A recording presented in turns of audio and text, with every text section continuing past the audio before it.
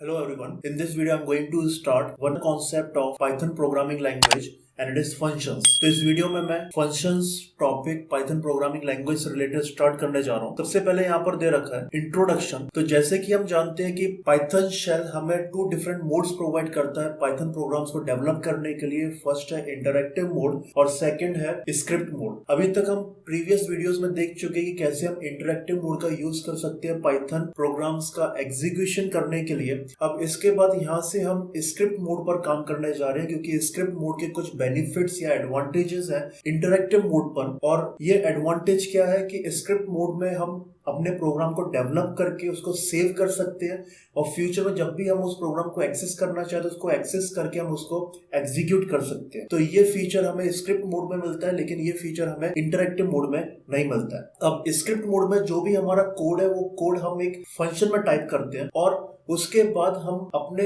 Code को as a file save करते हैं और उस फाइल का एक्सटेंशन .py रहता है। अब इसके बाद फंक्शन एक्चुअली क्या होता है, तो फंक्शन एक सेट ऑफ इंस्ट्रक्शंस होता है और उस सेट ऑफ इंस्ट्रक्शंस को एक नाम दिया जाता है और उस नाम को एक्चुअली हम फंक्शन का नेम कहते हैं। और जब भी वो सेट ऑफ इंस्ट्रक्शंस को हमें एग्जीक्यूट करना होता है तो हम सिंपली उस फंक्शन के नाम को अपने प्रोग्राम में यूज करते हैं और जैसे ही इंटरप्रेटर को वो फंक्शन का नाम प्रोग्राम में मिलता है तो उस फंक्शन के जो सभी इंस्ट्रक्शंस हैं वो interpreter top to bottom execute करता है और वहां पे इंटरप्रेटर रिजल्ट जनरेट करता है। तो ये एक्चुअली फंक्शन है। तो फंक्शन सिंपली एक सेट ऑफ इंस्ट्रक्शंस है और सेट ऑफ इंस्ट्रक्शंस को हम यहाँ पर नेम देते हैं और उस नेम के हेल्प से इजीली हम उस सेट ऑफ इंस्ट्रक्शंस को अपने प्रोग्राम में जहां पर भी चाहें एग्जीक्यूट इजीली कर सकते हैं। अब ये फंक्शंस ना सिर्फ पाइथन प्रोग्रामिंग लैंग्वेज में बाकी दूसरी प्रोग्रामिंग लैंग्वेजेस में भी बहुत ज्यादा इंपॉर्टेंट कॉन्सेप्ट रहता है क्योंकि ये बहुत ज्यादा हेल्पफुल है इजिली प्रोग्राम को डेवलप करने के लिए या फिर सॉफ्टवेयर को डेवलप करने के लिए। अब इसके बाद जब हम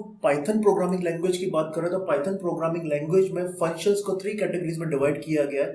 फर्स्ट है मॉड्यूल, सेकंड बिल्ट इन और थर्ड है यूजर डिफाइंड। तो यहाँ पर मॉड्यूल्स एक्चुअली फंक्शंस के कलेक्शन की एक फाइल होती है और उस फाइल को मॉड्यूल कहते हैं। नेक्स्ट है बिल्ट इन।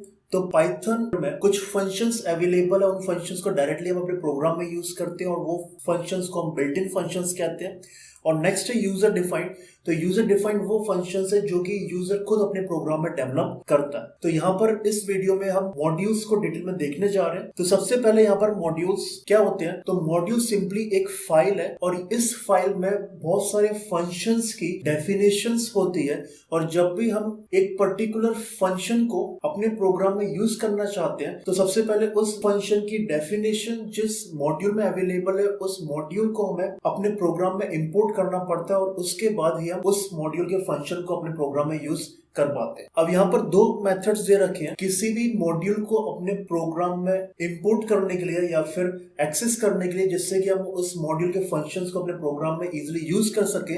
और यहाँ पे वो 2 मेथड्स है इंपोर्ट और फ्रॉम। तो सबसे पहले हम यहाँ पे इंपोर्ट मेथड को देखने जा रहे हैं। तो इंपोर्ट ये मेथड है जिसकी हेल्प से हम कंप्लीट मॉड्यूल को या फिर उस फाइल को जिसमें बहुत सारे फंक्शंस की डेफिनेशन अवेलेबल है अपने प्रोग्राम में इंपोर्ट करते अपने प्रोग्राम में इंक्लूड करते हैं। तो ये बहुत ही ज्यादा कॉमनली यूज होने वाला तरीका है। अब इंपोर्ट मेथड को जब भी हम यूज करते हैं मॉड्यूल्स को अपने प्रोग्राम में इंपोर्ट करने के लिए तो उसका सिंटैक्स ये दे रखा है। सबसे पहले हमें इंपोर्ट कीवर्ड का यूज करना है, देन हमें मॉड्यूल का नेम देना है और सपोज हम 2 या 2 से ज्यादा मॉड्यूल्स को अपने प्रोग्राम में इंपोर्ट करना चाहते हैं तो हर एक मॉड्यूल को हमें यहाँ पे कॉमा से सेपरेट करना पड़ेगा। अब इस इंपोर्ट मेथड का मैं एक प्रैक्टिकल एग्जांपल यहाँ पर दिखाने वाला हूँ और उसके लिए पाइथन शेल का स्क्रिप्ट मोड में यूज करने जा रहा हूँ। तो यहाँ पर सबसे पहले मैंने पाइथन शेल को इंटरैक्टिव मोड में ओपन कर लिया और यहीं से मैं पाइथन शेल को स्क्रिप्ट मोड में ओपन करूंगा।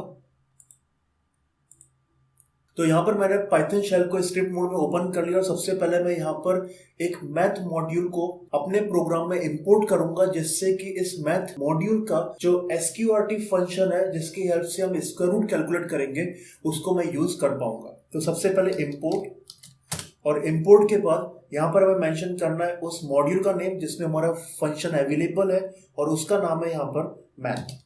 इसके बाद यहाँ पे मैं अपने प्रोग्राम के फंक्शन की डेफिनेशन दे रहा हूँ। इसके लिए सबसे पहले DEF देन फंक्शन नेम और इसके बाद पैरेंथेसिस एंड देन कोलन। तो यहाँ से मेरे फंक्शन की डेफिनेशन स्टार्ट हो रही है और यहाँ पर मैं एक सिंपल स्टेटमेंट दे रहा हूँ जहाँ पर मैं एक नंबर का स्क्वायर रूट कैलकुलेट करने वाला हूँ। तो यहाँ पर उस नंबर का स्क्वायर रूट मैं स्टोर करूंगा ए वेरिएबल में और जब भी हम किसी भी मॉड्यूल का फंक्शन अपने प्रोग्राम में यूज करना चाहते हैं तो सबसे पहले हमें उस मॉड्यूल का नाम देना पड़ता है, जो कि यहाँ पर है मैथ, और इस मॉड्यूल का फंक्शन एसक्यूआरटी में यूज करना चाहता हूँ, इसलिए एसक्यूआरटी।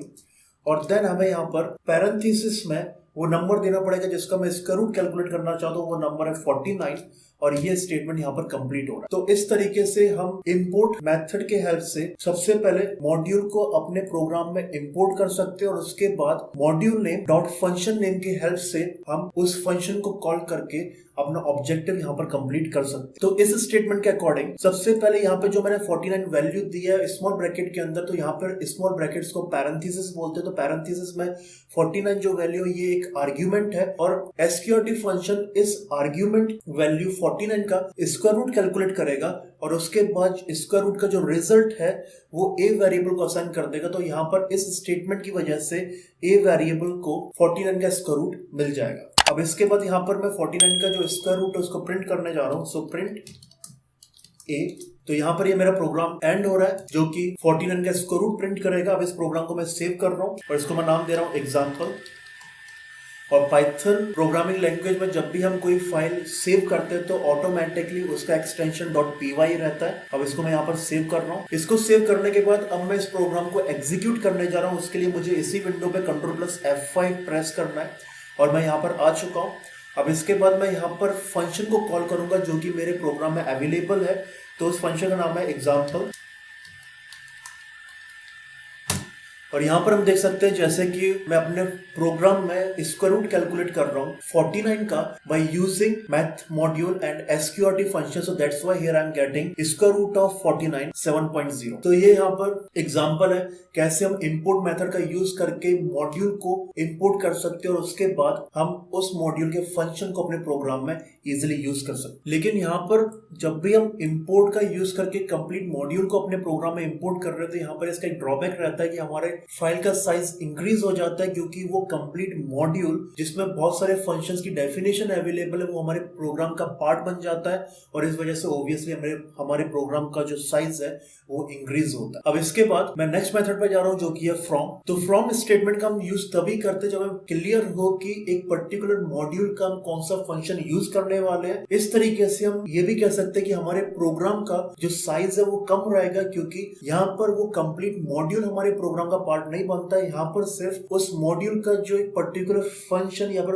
कुछ फंक्शंस जिनको हम इंपोर्ट कर रहे हैं वही हमारे प्रोग्राम का पार्ट बनते हैं। तो ये फ्रॉम स्टेटमेंट एक तरीके से बेटर ऑप्शन है एज कंपेयर टू इंपोर्ट। लेकिन यहाँ पर हमें पता होना चाहिए कि एक पर्टिकुलर मॉड्यूल के कौन से फंक्शंस को हम अपने प्रोग्राम में यूज करने वाले। तो इसका यूज कैसे करना है, अब मैं उसके लिए सेम प्रोग्राम का यूज करूंगा, लेकिन वहां पे मैं कुछ चेंजेस करने वाला हूँ। तो सबसे पहले जब भी हम फ्रॉम मेथड का यूज कर रहे हैं तो यहाँ पर फ्रॉम कीवर्ड आएगा, और इसके बाद हमें मॉड्यूल का नाम देना है जो कि मैथ है, और उसके बाद हमें यहाँ पर इंपोर्ट करना है फंक्शन जिसको हम अपने प्रोग्राम में यूज करना चाहते हैं, और फंक्शन का नाम है एसक्यूआरटी।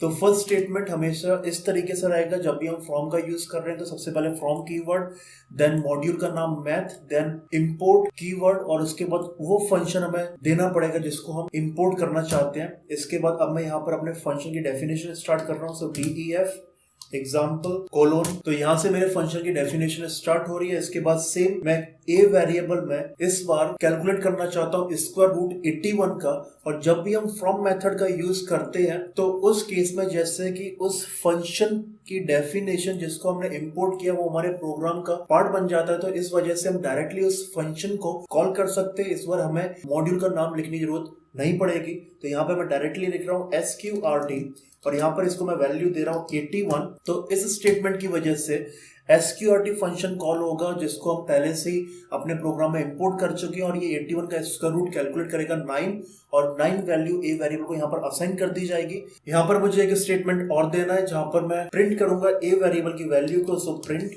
ए, और यहाँ पर ये मेरा प्रोग्राम कंप्लीट हो रहा है। इसके बाद अब मैं इसको एग्जीक्यूट करने वाला हूँ। सबसे पहले मैं चेंजेस को सेव कर रहा हूँ Ctrl+S, अब इसके बाद Ctrl+F5।